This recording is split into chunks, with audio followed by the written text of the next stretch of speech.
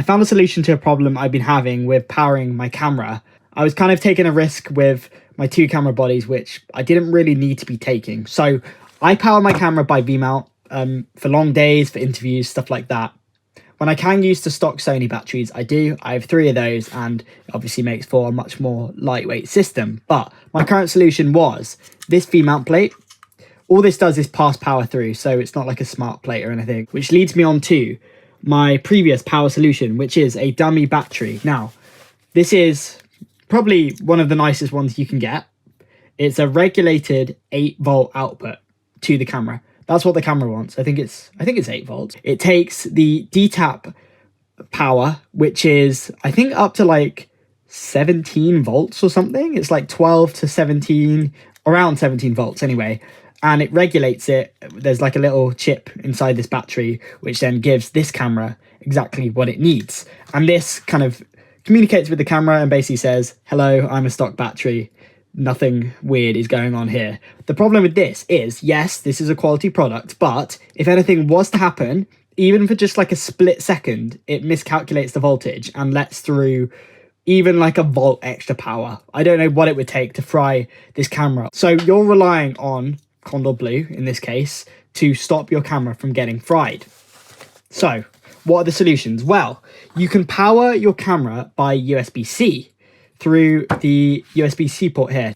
What power delivery means is the USB port speaks to whatever cable you have and says, this is the voltage that I need.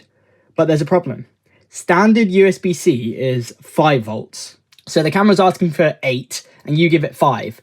Over the course of a day, your little stock Sony battery will last for way longer than it would have. And this will go down slowly, but you're using both the power from the battery and the vmount, which is fine. You're basically charging the camera permanently, but not at quite enough voltage for it to stay at 100%. So at a certain point in the day, you have to switch the battery out.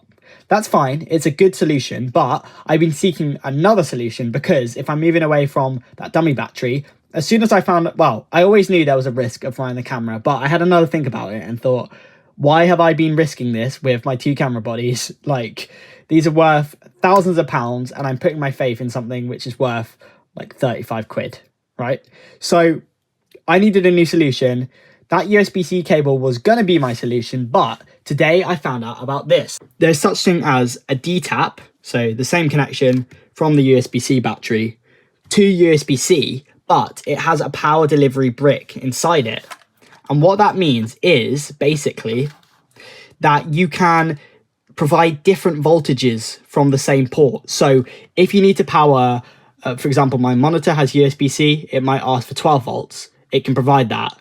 If you need 5 volts to just charge a normal accessory, it can provide that.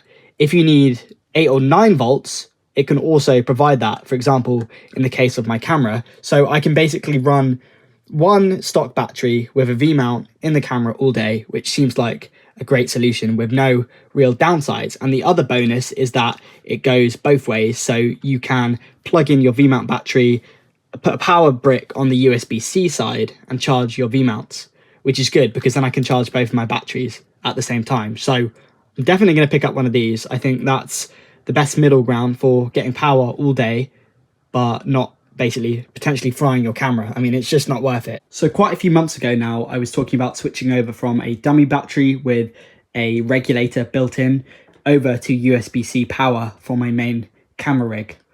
I've now made those changes and I want to talk about why I've made some of the decisions I have with the parts on my rig and how that can be beneficial. Before I get into that though, I want to say this is one of the best things I've invested in the last year. It is literally a clamp with a V-mount plate attached. So I've been powering my smaller ZV-E1 camera. I've clamped this to the tripod and then I've just run a USB-C cable from a V-mount battery.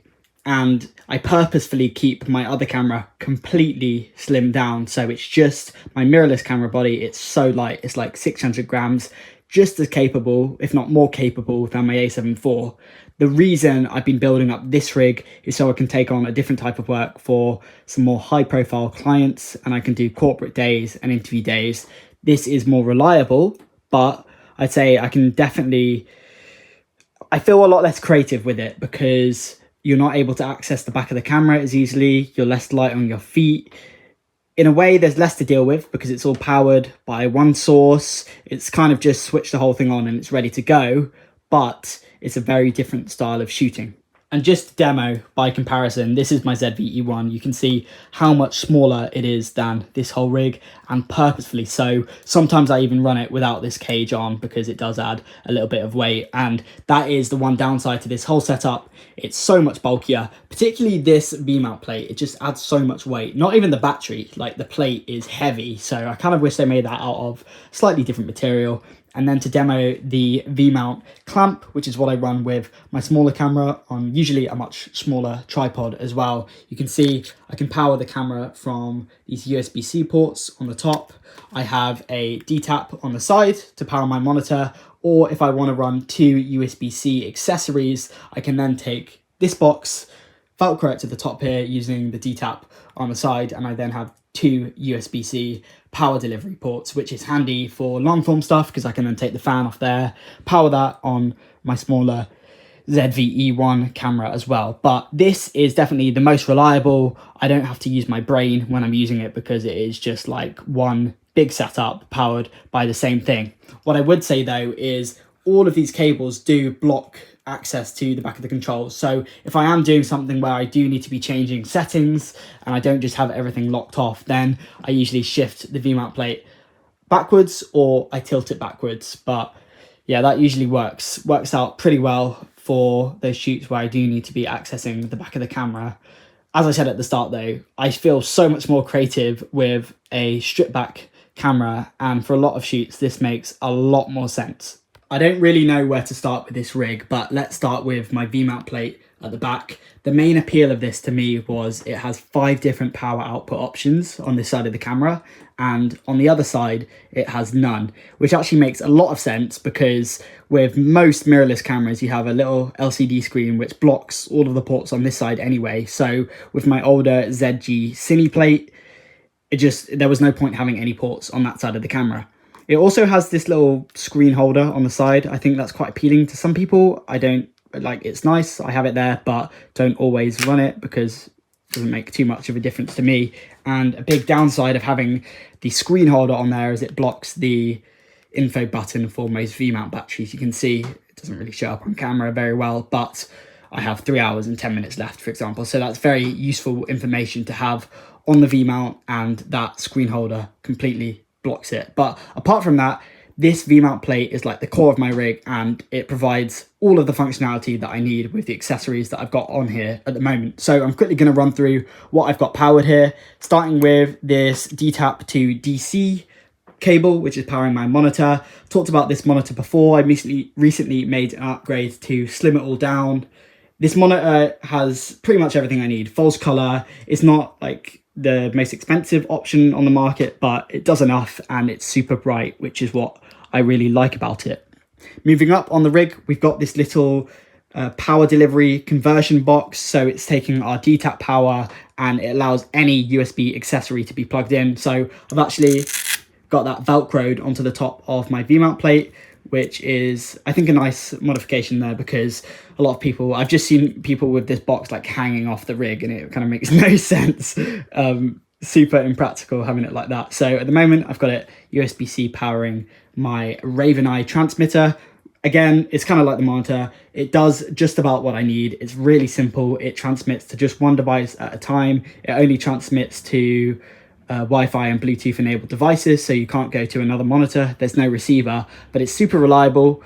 You power it by USB-C and I love it. It's great. It's enough for what I need. It's good for me when I'm setting up a shot and I'm like solo operator and I need a monitor to see what I'm doing, or I can stream to a laptop or an iPad for whoever I'm working for. And while we're up here on the top of the camera, I've got these IEMs, which again, like really like budget friendly, but I've been taking good care of them. They haven't failed on me yet, and they're super kind of compact, so I can just leave them on the top of the camera, or they come in a little carry bag, which I just have in my accessory pouch, which is pretty handy too.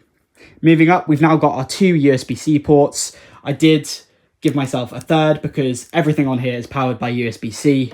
But the main two things that I've got powered are, there's a little fan in there. I don't always use this fan, but the A7IV doesn't have inbuilt fans. So it's just nice knowing that that's in there and ready to go if I get an overheating warning.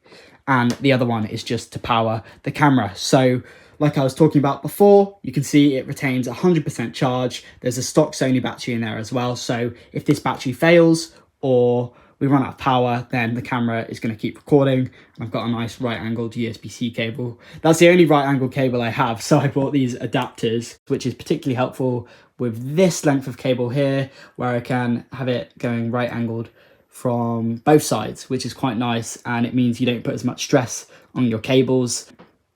This is the least necessary thing on this whole rig. This is just for show. You can see it's reading 15.3 right now. It's not flashing. It's just flashing on camera. But this is a DTap voltometer. I don't know if that's how you say it, like a voltmeter. So it reads how much capacity you have left on your V-mount. And like I said earlier, because of the screen holder here, I don't always have access to this power button here, but in all honesty, it was more an aesthetic thing, and I wouldn't say I regret buying it, but definitely not a necessary piece of the rig. It's quite handy though to just have a number that I can look at, so I know when that reaches around 12.5 I need to switch out my battery, or 13 if I've got time and I'm maybe playing a little bit safer. But of course my stock battery's still in there, so I'm never going to lose a recording. I'm just going to lose power to my monitor. Basically that would be the downside of my V-mount battery dying.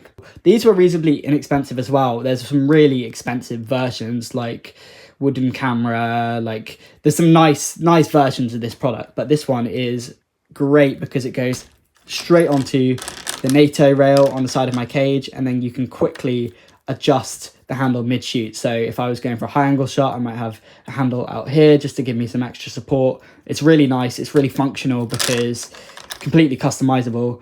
I've used it in a lot of other contexts. I got this in a 2-pack as well. So I'll try and link all of this stuff down below. If you're watching this video and you want to know what a particular part is and I haven't linked it, then just leave a comment and I will get to that. This Godox Hotshoe Extender is a complete lifesaver as well. I'm so happy I found this product because I was really loving these DJI Mic 2s, and I bought this DJI MI shoe adapter. So if you guys don't know, Sony cameras have something called a multi-interface hot shoe. So it's basically the hot shoe of the camera, and you can transmit either flash or audio data through there. So I use this wireless mic transmitter. It sits on top of there, and you can see there's no cables or anything, but this is being charged by the camera and transmitting sound up to 2 channels into the camera, which is more than enough. Like I've now got 2 transmitters, so I can run one on the left channel, one on the right. It's really great, and this product from Godox allows me to still run that whilst having a hot shoe on the top of the camera and a top handle for all of my accessories up there. So there's just a couple more things I want to draw your attention to. The first is this monitor mount from Condor Blue. I was looking for a piece like this for ages. Let me just lock the camera off so I can demo this. What's great about this monitor mount is you can adjust your monitor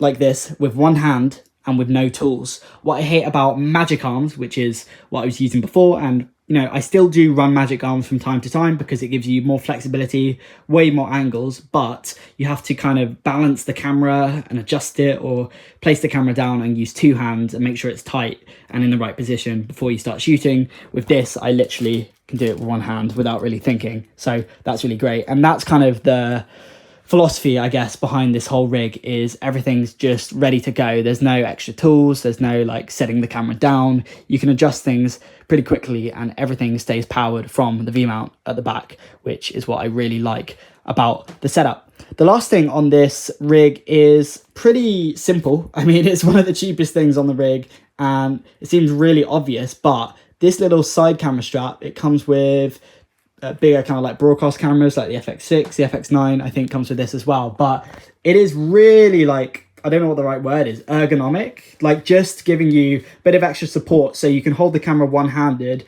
without having a camera strap dangling off. So this is like low profile, it sits on the camera the whole time, but I just feel really, really solid shooting with this.